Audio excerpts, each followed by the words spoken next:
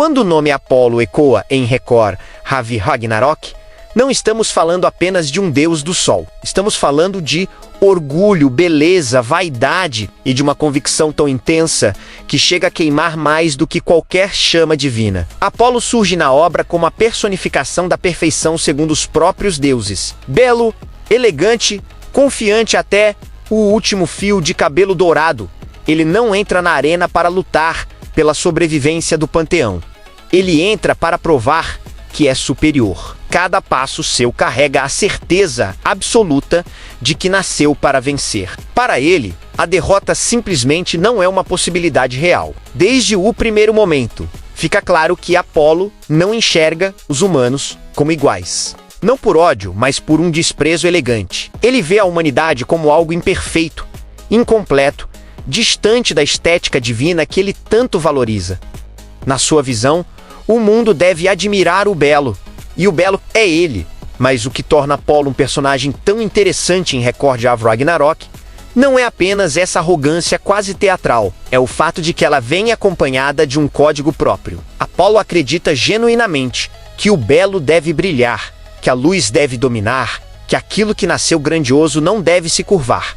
Ele não se vê como um vilão, ele se vê como um ideal. Na arena, Apolo luta como quem está em um espetáculo. Seus movimentos são precisos, graciosos, quase artísticos. Cada ataque é calculado não só para machucar, mas para encantar. Ele quer vencer, mas quer vencer sendo admirado. Afinal, de que adianta a vitória se não houver olhos para contemplá-la? E é aí que Record Ragnarok começa a brincar com o personagem. Conforme o combate avança, a perfeição de Apolo começa a ser colocada à prova. Não apenas sua força, mas sua visão de mundo. O humano diante dele não é apenas um oponente.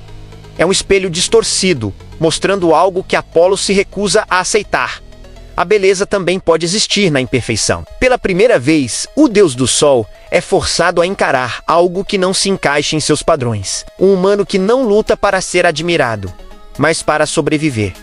Que não busca aplausos, mas significado. E isso incomoda Apolo mais do que qualquer ferimento físico. A luta deixa de ser apenas força contra força. Torna-se um choque de filosofias. De um lado, o Apolo que acredita que o valor nasce da forma da luz, da grandiosidade visível. Do outro, a humanidade, que prova que o valor pode nascer da dor, da persistência, da recusa em desistir, mesmo quando tudo parece perdido. E é nesse ponto que Apolo se torna trágico, porque no fundo, ele não sabe viver sem ser admirado. Sua identidade inteira foi construída em torno do olhar dos outros. Ele é o sol porque todos giram ao seu redor. Mas o que acontece quando alguém se recusa a olhar para cima? Cada golpe que ele recebe não fere apenas seu corpo divino.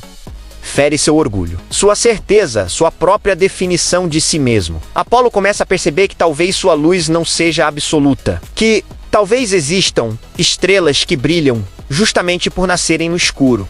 Ainda assim, ele não foge, não recua, não implora.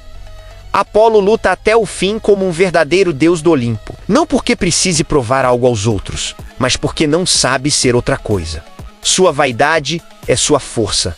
E também sua maior fraqueza. Em Record Ragnarok, Apolo não é apenas mais um deus derrotado ou vitorioso. Ele é a representação de um ideal que entra em colapso diante da humanidade. Um lembrete de que a beleza sem empatia é vazia, de que a luz que não aquece também pode cegar. E quando a poeira da arena baixa, o que fica não é apenas o resultado da luta, mas a sensação amarga de que até mesmo o sol pode aprender algo com aqueles que caminham na sombra. Apolo não perde apenas contra um humano. Ele perde contra a ideia de que a perfeição não é tudo. E talvez esse tenha sido o golpe mais doloroso de todos. No campo de batalha a humilhação de Leônidas por Apolo não acontece por acaso. Ela não nasce apenas da diferença de poder, mas de algo muito mais profundo.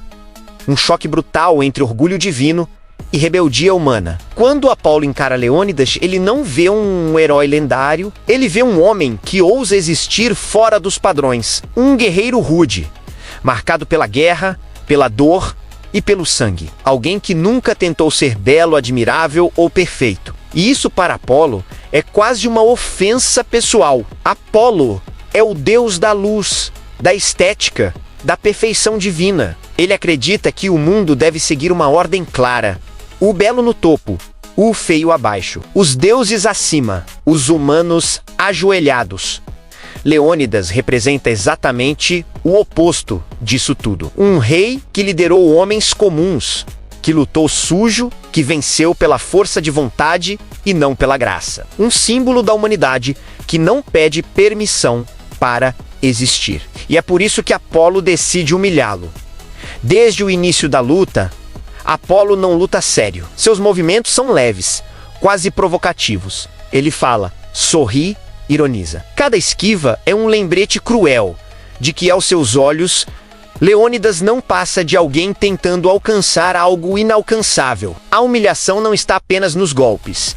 Está no tom, no olhar, na forma como Apolo age, como se aquilo fosse um espetáculo feito só para ele. Para Apolo, quebrar o corpo de Leônidas não é suficiente. Ele quer quebrar o espírito. Ele quer provar que a coragem humana é inútil diante da perfeição divina. Quer mostrar que a rebeldia de Leônidas, sua recusa em se curvar, sua postura desafiadora, não passa de teimosia patética. Cada ataque desviado é uma chance de se proteger. Veja, você nunca esteve no meu nível, mas essa humilhação também revela algo importante sobre Apolo. Ele não humilha Leônidas porque o considera fraco. Ele humilha porque se sente ameaçado. Leônidas não recua, não implora, não abaixa a cabeça, mesmo sangrando, mesmo sendo superado em velocidade técnica. Ele continua avançando. E isso fere Apolo mais do que qualquer lâmina, porque Leônidas não luta para ser admirado. Ele luta por orgulho próprio, por honra, por humanidade. Algo que Apolo não consegue compreender totalmente. Quanto mais Apolo tenta diminuir Leônidas, mais evidente fica o medo por trás de sua arrogância. Medo de que aquele homem imperfeito, bruto e barulhento prove que a grandeza não precisa ser bela. Medo de que a luz divina não seja suficiente para apagar a chama humana. A humilhação, então, vira uma obsessão. Apolo quer ver Leônidas cair de joelhos. Quer ver o olhar desafiador se apagar. Quer arrancar dele aquilo que os deuses mais odeiam nos humanos, a ousadia de se colocar como igual. Mas é cruel, justamente porque mostra que nem toda humilhação termina em submissão. Mesmo sendo dominado, mesmo sendo ridicularizado, Leônidas continua de pé. E, naquele instante, a arena inteira percebe algo que Apolo se recusa a aceitar. Quem está sendo testado não é o humano, é o Deus.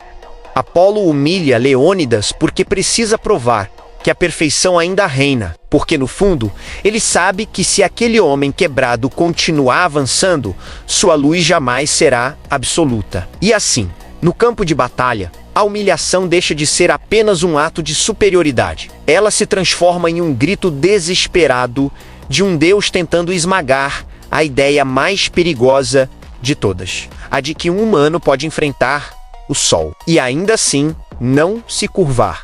E é nesse ponto que a batalha atinge seu nível mais simbólico, porque já não importa mais quem está acertando mais golpes. O que está em jogo ali é qual visão de mundo vai sobreviver quando tudo acabar. Apolo luta para preservar a ideia de que os deuses são inalcançáveis. Leônidas luta para provar que nenhum trono é alto demais para ser desafiado. Cada vez que Leônidas se levanta, mesmo com o corpo falhando, algo se quebra dentro de Apolo.